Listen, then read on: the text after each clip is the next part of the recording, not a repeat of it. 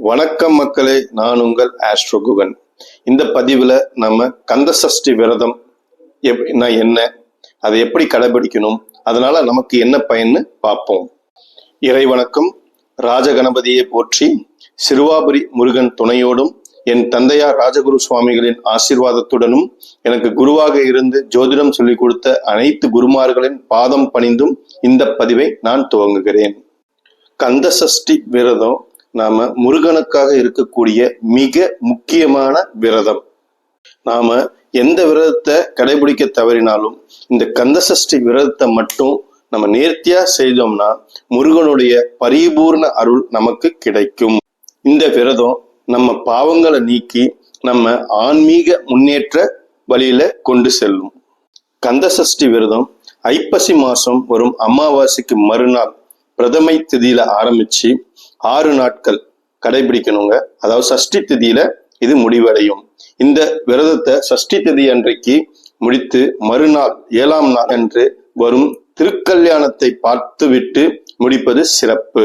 இந்த 6 நாள் விரதம் மிகவும் சக்தி வாய்ந்ததுங்க. ஏன்னா இந்த 6 நாள் முருகனின் 6 முகங்களை குறிக்கக்கூடியது. இந்த 6 நாள் விரதம் நம்ம மனசுல இருக்கும் 6 வகையான எதிர்மறை பண்புகளை வெல்லக்கூடியது. அதாவது காமம், குரோதம், பேராசை, மோகம், மதம் மற்றும் பொறாமை போன்ற 6 வகை கெட்ட எண்ணங்களை நம்ம மனசுல இருந்து இந்த விரதம் நீக்கிடுங்க. இப்ப இந்த விரத முறைகளை பற்றி பார்ப்போம் வாங்க.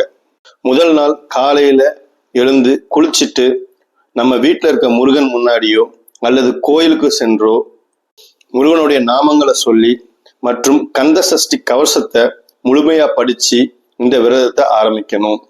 இந்த விரதத்தை கடைபிடிக்கும் போது ஒரு வேளை மட்டுமே உணவு உட்கொள்வது மிகவும் சிறப்பு. அப்படி நம்மளால முடியலன்னா ஒருவேளை உணவு, மற்ற வேளைகளில் பழம் மற்றும் பழச்சாறு எடுத்துக்கொள்வது சிறப்பு. இந்த விரதம் இருக்கும் 6 நாள்ல முடிந்த அளவு 3 வேளையும் கந்த சஷ்டி கவசம் படிப்பது சிறப்பு. இல்லைன்னா 2 வேளையாவது கண்டிப்பா கந்த சஷ்டி கவசம் நம்ம படிக்கணும். இந்த விரதத்தின் 6ஆம் நாள் அன்று நம்ம இந்த விரதத்தை கந்த சஷ்டி கவசம் படிச்சு முருகன் முன்னாடி இந்த சூரசம்காரம் அன்னைக்கு முடிக்கணும். 7ஆம் நாள் நமக்கு திருக்கல்யாணம் நாள். அந்த திருக்கல்யாண தரிசனத்தை பார்த்துட்டு அன்னைக்கு முருகனுக்கு கல்யாண விருந்து போல சமைச்சு சாப்பாடு வச்சு அவரை கும்பிட்டுட்டு அதுக்கப்புறம் இந்த விரதத்தை முடிக்கிறது மிக மிக சிறப்பு. குழந்தை பாக்கியம், நல்ல உடல் ஆரோக்கியம், தொழில வளர்ச்சி, மன அமைதி போன்றவற்றை முருகனிடம் கேட்டு இந்த விரதத்தை இருந்து நம்ம முருகனிடம் கேட்டு பெற்றுக்கொள்ளலாம். இந்த கந்த சஷ்டி விரதியுடன் நேர்த்தியாகவும் முழுமையாகவும் கடைபிடித்து முருகனுடைய அருளை பெற்று வாழ்க்கையில் முன்னேற்றம் அடைவீர்கள் என்று நம்பிக்கையுடன் இந்த பதிவை நான் நிறைவு செய்கிறேன். நன்றி, வணக்கம்.